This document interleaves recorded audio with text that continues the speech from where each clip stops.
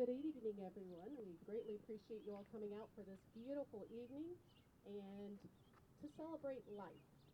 And life is very important to us. The Hokies that are above us, the Hokies that are here with us, we appreciate each and every one of you. We have a simple little ceremony. We have the meaning of the garden discussed by Bruce Wilson. We have Hunter Loving, who is going to speak about one of his best friends. We're going to have Mr. Bloom speak about his son. And we have Doug Rinker, who's going to lift us up this evening. So be thankful for all of our friends and family. And right now I'd like to have the national anthem sung by Dr. Steve Jennings. Oh, say, can you see by the dawn's early light what so proudly we hailed at the twilight's last gleaming, those broad stripes and bright stars through the perilous fight?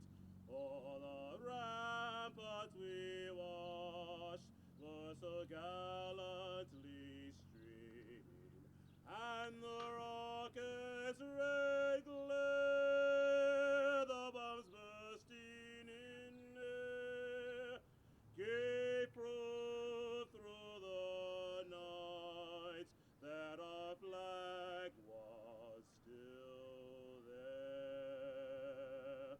Oh, say does that star-spangled banner yet wave o'er the land of the free and the home of the brave?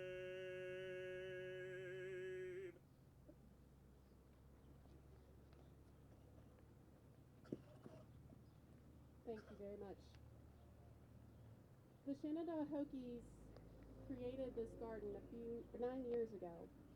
And Bruce, would you like to explain why you are the papa to this garden and I'm the mama to this garden?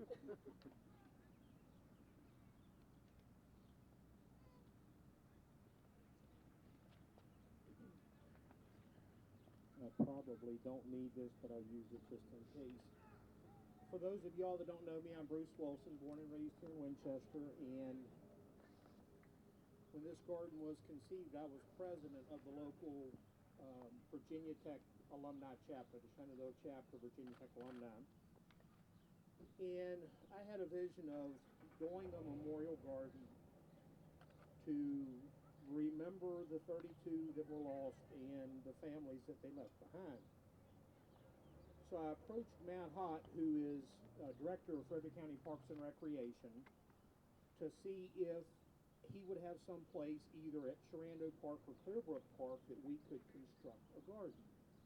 And at that time, I think in my mind, I'm thinking 20 by 2 trees, this spruce back here, the tree behind these folks, some other stuff was existing, and he pretty much gave us the use of this plot with the understanding that the alumni chapter would construct the garden. We will maintain it in perpetuity. They mow the grass, they being Frederick County Parks, they mow the grass, they weed eat it. But for the most part, any maintenance we want to do is our responsibility. So the ball got rolling. And it was a small ball. And at that time, I had a construction company. I started calling some people and calling in favors that I thought they might owe me. And one of the first calls I made was a company, local company here, Painter Lewis, which is an engineering firm. And one of the principals is a Hokie grad and one is a WVU grad. So I asked them about doing some sketches and designing a garden. I'm expecting pencil sketches. Well, a couple weeks later, For coming out and supporting the local Virginia Tech alumni chapter here. Obviously, we couldn't be here without you. So I just wanted to share a couple words about my experience on that day and what it really means to me and think what it means for a lot of Hokies that were there, that came afterwards, and that were there before us. So April 16th, 2007 started pretty much like every day for me. I had a very loud roommate. I woke up to him snoring. I'm sure he was out the night before. I got up that particular day. My computer had broken down or something, so it was in the shop, so I didn't check my email. And that was before we all had iPhones and stuff like that. It was back to the Razor, if everybody remembers the Razor. So you didn't have mobile email or anything like that. Got in the shower, and I remember my roommate or my suite mate coming in and saying that they'd heard some kind of something that happened on campus. It wasn't a huge deal. So I continued to shower, carried on my day.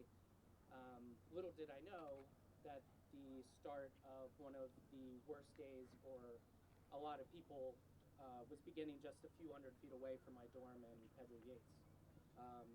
As you know, Ambler Johnson is where April 16th started. We lost a couple fellow Hokies there, and unbeknownst to most of us, that was the start of the day that we would all remember and would live in infamy. I remember walking across from our dorm. My friend Madeline and I had a religious history of religion or something, a class like that, near Norris Hall, and she lived in Lee Hall, I lived in Pedro Yates. She would always meet me, and we'd walk to class together. I remember walking across the drill field, and for everybody probably knows what the drill field is. It's a huge area where usually in the mornings, I think it was an 8 a.m. class, so there's people everywhere. We started to notice something very different about that morning. People were running the opposite way, away from everyone, and I'll never forget that moment. And I'll never forget hearing sirens come around the drill field down the road, and just asking someone what was happening, and they said, just go, just go. We ran back to our individual dorms, and we tried to call our parents. I had AT&T at the time, and AT&T was the only one that was working because no one had AT&T in Blacksburg. So luckily, I think I called my mom and my dad and let them know I was safe, and at that point, no one really knew what was going on. I remember sitting with my roommates and my suite mates in our suite and just watching TV and seeing the numbers jump and jump and jump. And honestly, I can't think of anything else that ever compared to that day. I'm sorry, I've gotten off my notes.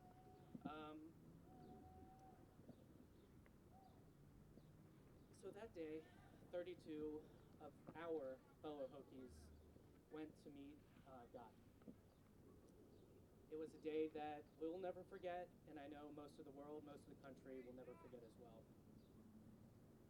But out of tragedy comes light. The Hokie community, as you can see here today, is strong and only ever gets stronger. Being there for two of my friends who lost their best friend and girlfriend, Caitlin Cameron, while I also lost a lab partner, was incredibly hard, but at the same time brought us together. I still am really good friends with both of those people to this day, and I know that they think about Virginia Tech and they think about their fellow Hokies, and we are always there for each other no matter what. That day taught me that life is uncertain. One thing I want everybody to remember, and I think that really came out of it for me, is that we need to love always, help others in need always, and always accept others, no matter what the race, religion, sex, sexual orientation, or their interests. Everybody here today is different. Everybody on Virginia Tech's campus is different. Everybody who was lost that day was different. And the Hokie community loves every single one of them. We were all Hokies that day, and all of us are Hokies here now and forever, whether you went to Virginia Tech or not. So you all for coming today, and as we all know, as Hokies, Semper Fi. Next, I'll turn it over to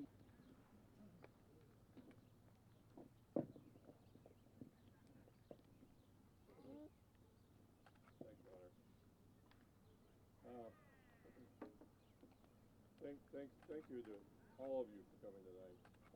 Can you hear me okay? Thank you for coming tonight for this 10th anniversary. It's been a long 10 years, a short 10 years.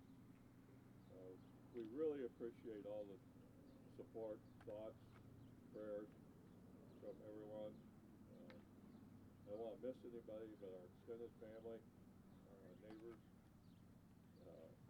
people at church, all of our church friends from Fellowship Bible, friends, my old customers. I'm retired, so I call them old customers. And many of you from the Shenandoah, Virginia Tech community, alumni community. I'd also like to thank the team that put this together. Bruce has already done a lot of that, but John Lewis is a very good friend of mine. He's going through some real battles right now with his wife, and we need to remember him in prayer. But he's a fantastic Christian man. And everybody that worked on it, obviously. Headed up by Robin now, taking care of all the logistics and making sure it looks nice all the time. And also the county, obviously, for giving you this piece of land. Didn't have to do that. Gave you a great piece of land and a place for people to come to. We've told a lot of people over the years. Several of the families have came with us, or they came separately on their way through. 81 corridors, the Cook corridor to Pennsylvania and other places. And these families were scattered all over the world. And there's several of them have stopped and looked at the memorial, spent time here. As far as I know, it's the only memorial like it for Virginia Tech community, and it really works out, and it's really touching to everybody that stops by. We get notes from people that stop. We'd also like to thank the alumni for the blood drive. I don't know what you ended up with today. 99? Fantastic. You're shooting for 100, right? Wow. You turned people away today. I was there early in the afternoon. It was 52, I think, when I was there. Also, the scholarship you give each year from the golf tournament for my son's name, over here at Shenandoah. I was once told by a customer, if I just mentioned this, one of my customers just now, who came, a few months after this happened, I was told by a customer, pulled off the side and told, if you want to talk to me sometime, come and see me. I said, why? And he said, well, my son died 25 years ago. It's now probably 40 years ago, 35 years ago in his case. And he said, it will never go away. People will try to tell you it's going to go away. It never goes away. I would say, he said it would go for once a day, maybe. Many times, yes, once a day. But always once a day at least. Excuse me. We really miss, obviously, really miss Brian. My daughter really misses him. They were best friends. And, but we know we're going to be with him. He loved the Lord. He'd accepted his son, Jesus Christ, as his Lord and Savior. And we will all be together one day in eternity. He just got there sooner than any of us hoped he would.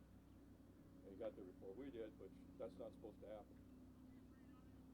If you see on his plaque, I've got a wristband I wear all the time. It says, we only part to meet again. We truly believe that one day we will all be with him for eternity. On the plaque, they let me put together some things in a plaque. We put one of his favorite Bible verses. but Jeremiah 29:11, he said, "For I know the plans I have for you, plans to prosper you and not to harm you, plans to give you hope in the future." We all just thought those plans were going to be here. He was a civil engineer in drought analysis. He was finishing his thesis. He wasn't taking the class. He was auditing the class. He was the lead teaching assistant in civil engineering. Dr. Logan Nathan had helped him, had asked him to help because it was the hardest civil engineering class on campus. He was asked Brian to help. He wasn't getting paid for it. He was just helping and finishing his thesis. And he was starting a job in July in Baltimore. But he's prospering in a better place now. Maybe using his civil engineering degree. Who knows? So, but one day we'll be together. So anyway, thanks again for coming tonight. We really appreciate it. Our family appreciates everybody and the way they reach out here and this memorial. We would like to present this to you as we are here for you.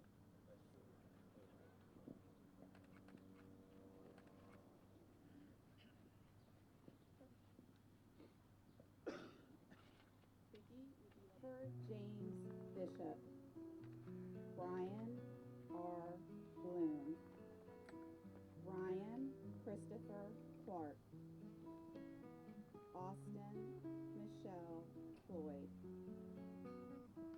Jocelyn Couture Novak, Kevin P. Granada, Matthew Gregory Waltney, Caitlin Miller Cameron, Jeremy Michael Herbstreet, Rachel Elizabeth Hill, Emily Jane Hilscher, Jared Lee Lane, Matthew Joseph Laporte, Henry J. Lee, LeVue Lebrescu,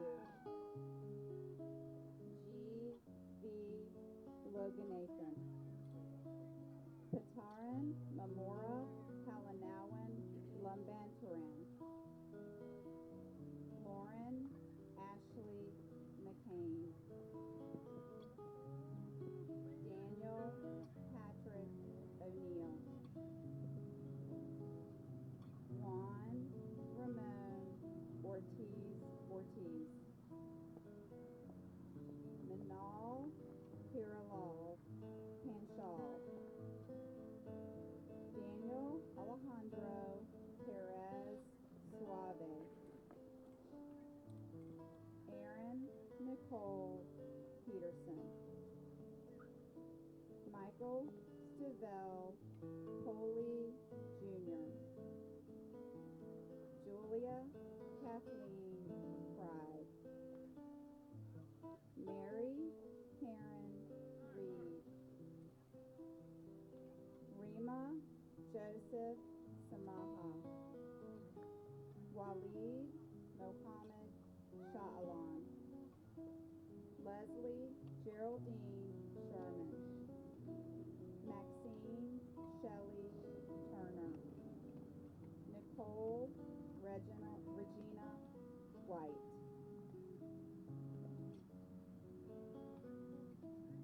We're now going to turn it over to Doug.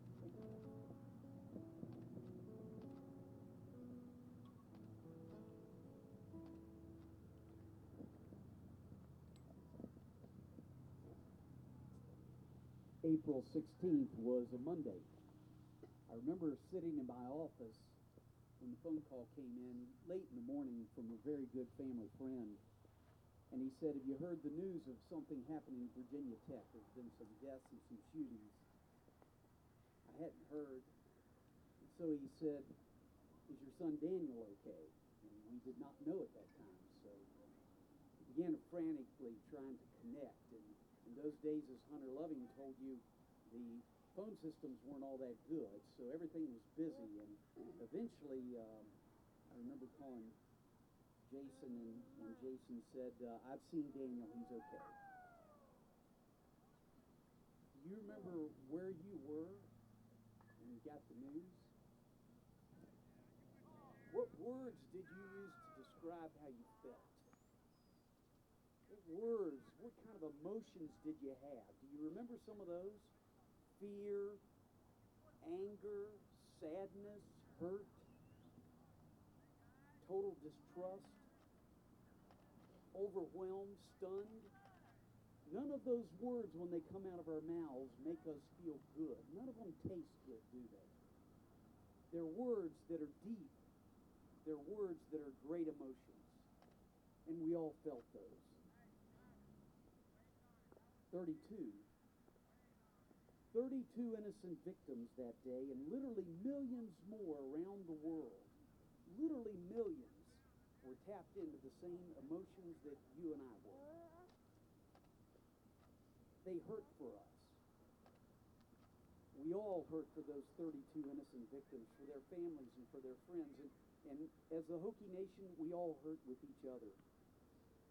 Our lives were not the same because of that Monday. So after 10 years, what do we do with that? After 10 years of thinking about it and living with it and maybe repressing it or maybe keeping it in front of us, what do we do with that?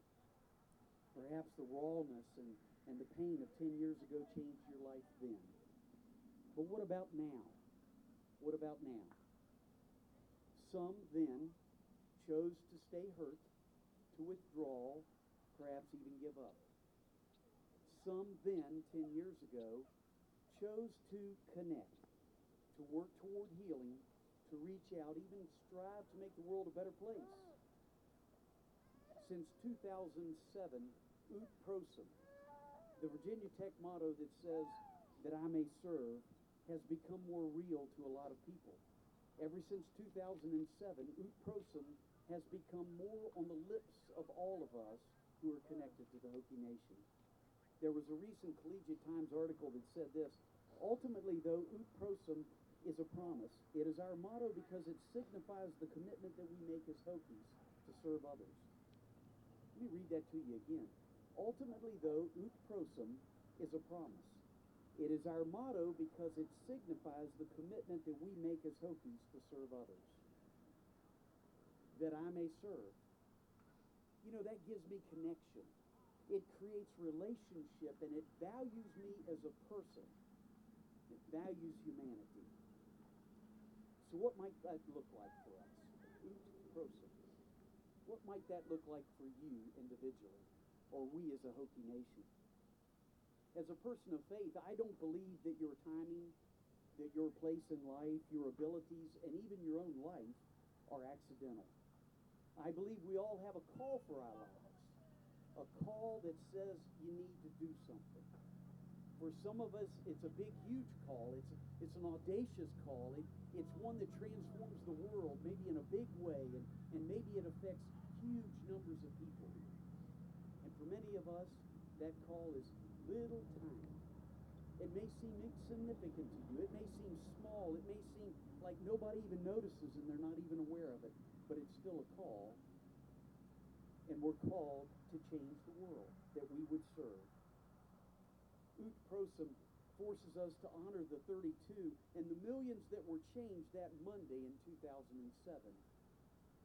April 16th, 10 years later, this Sunday, the world begins to celebrate Easter.